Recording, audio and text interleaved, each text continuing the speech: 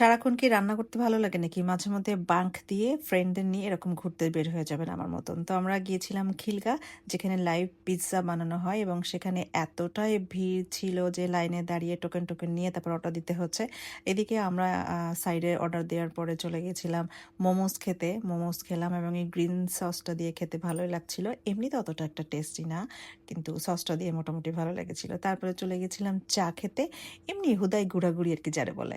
তো দুজন দুই রকম চা খেলাম। খাওয়ার পরে এটা হচ্ছে আপনার খিলগা তালতলার ডান সাইডের একটা গলিতেই চাটা পাওয়া যায় এবং এখানকার চা খুবই ফেমাস।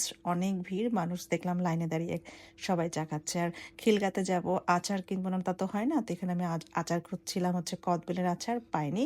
তো দোকানদারটা বেশ ভালোই ছিল, আমাকে বলছিল আপা এদিক থেকে ভিডিও করেন, এদিক থেকে ভিডিও করেন।